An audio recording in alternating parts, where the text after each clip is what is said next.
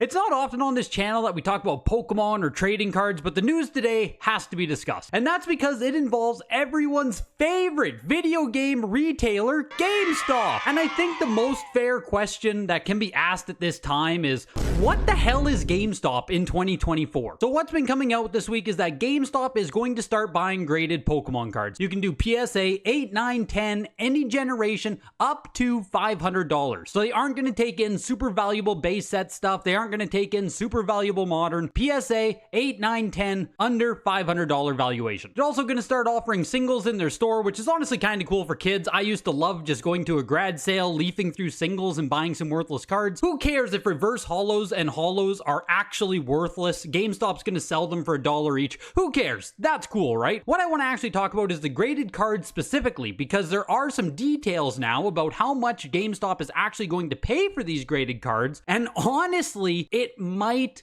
work. What they're doing, how much they're offering, this might work, but there is major risk still with what they are doing. Let's say thank you to every single patron who helps support the channel, as well as the YouTube members. I can't do this without you guys. Hit the like button, and let's talk about GameStop. As a complete aside, are you guys buying GameStop stock? Like, it's gone up, I don't know, 400% in the past month here or something. It's basically GameStonks all over again. I don't know what's going on with that. I don't think it's related to this Pokemon buying news, but if you've made some money in GameStop recently, good job. But back to Pokemon specifically here. Maybe you're wondering why they want to even get into this. Why? What is this? The article states here, this is from pokebeach.com, written by Water Pokemon Master. So full credit to him for both articles I'm going to be looking at today. A GameStop manager they spoke to for this article was quoted as saying, GameStop's leaders believe this is the obvious next step for the company. Physical media is waning, especially for video games. It was time for the company to branch out to trading cards. They are the future. And yes, of course, right? We all know the digital future is coming. I actually believe Nintendo Switch basically gave confirmation, or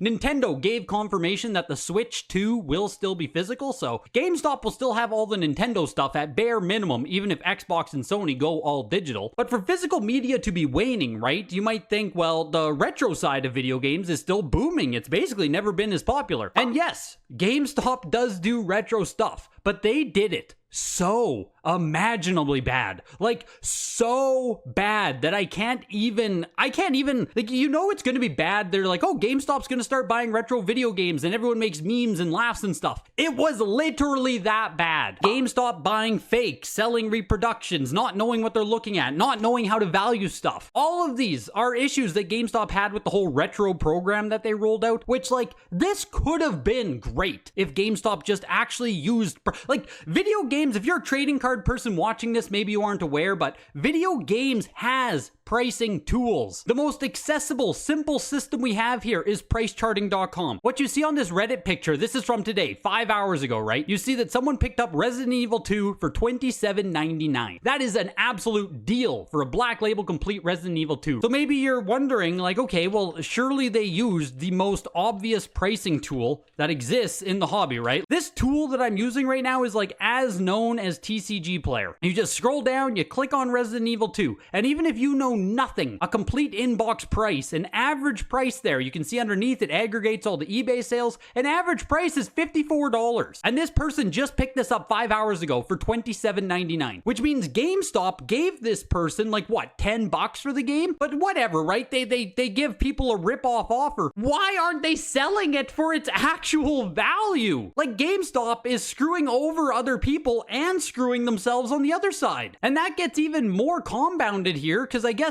2 days ago, Mr. Rightway, shout out to Mr. Rightway on YouTube here. There he is. Shout out Mr. Rightway, check out his YouTube channel. But he just went into GameStop. This was 4 days ago, and he got a Sega Saturn, oh my god, an ad. He got Sega Saturn games here, like a complete inbox Shining Force 3. He paid $99.99 at GameStop. Again, they just like made up that price, I guess. And on eBay, you can see in his screenshot, $379. So again, like, GameStop retro system, if they were actually, like, if they actually put the time and effort into doing this, it could have been something great. So long segue aside here, my god, that was a rant. But when they announced the Pokemon thing, the first thing in my head was like, man, they already screwed up the retro system so bad that how could the Pokemon possibly work, right? I've already watched it fail with another thing, and GameStop's supposed to know games. That's what they specialize in. But this is where I actually have to give GameStop credit and where this actually could work. What we see in the article here is that they're going to give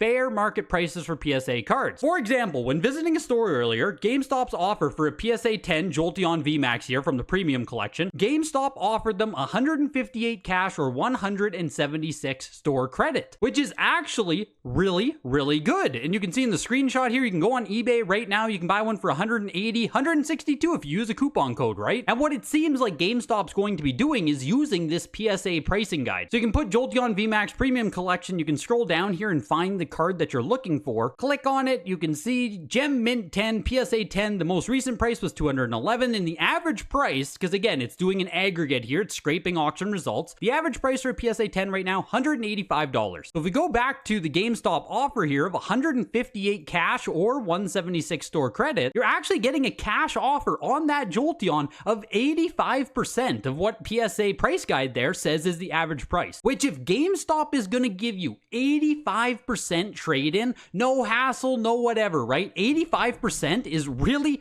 really good. What are eBay fees now? 13, 14%? 85% no hassle is honestly really good. The article goes on to say here that when a customer brings cards in, they'll be valued real time by entering the PSA number into GameStop systems. Because the price fluctuate often, GameStop's offers will only be valid during the transaction. So this is one of the biggest things here and why this still might not work, because GameStop offering you, 85% cash, the trade-in offer was very close to full market value, right? Doing this, obviously, GameStop will then take the card, put it online, and charge even more for it. Maybe they'll charge 10%, 20% above average price, whatever it is. And so long as prices stay very steady, or if prices continue to go up, then this works great. People are going to be selling stuff to GameStop. They'll put stuff up. You have a trusted marketplace with GameStop. No hassle. Get your stuff. Everyone's going to have a good time with this, right? The issue on GameStop's side is that right now, Pokemon cards are very popular. It's not as popular as it was like 2020, 2021, all through the boom. But like modern Pokemon right now, a lot of the prices are literally the highest they have ever been. Pokemon is popular as hell right now. And the issue for GameStop here is that if people do start dumping in, like you can get 85% market, right? If people just start trading in a whole bunch of these cards and 5 months pass, 12 months pass, and suddenly Pokemon takes a downturn, then GameStop's going to be sitting on a lot of stock that is no longer worth what they paid. And frankly, I don't know if GameStop's going to be able to keep up with the fluctuations in a real-time market like this. Like people who do this professionally, people who buy and sell Pokemon cards for a living, they're always looking at prices and readjusting things. I don't think GameStop's going to be able to keep up with that. And in that same vein, if people do start noticing price downturns, if GameStop is using an average aggregate system, they are using lagging indicators. In a market that's going down, if a downturn happens, the average listed price there is still going to have all of the better sales holding that average price up. And I promise you, there are people in this hobby who are going to be watching those numbers extremely closely and taking advantage of GameStop. And I think that's one of the biggest reasons why they're only giving up to $500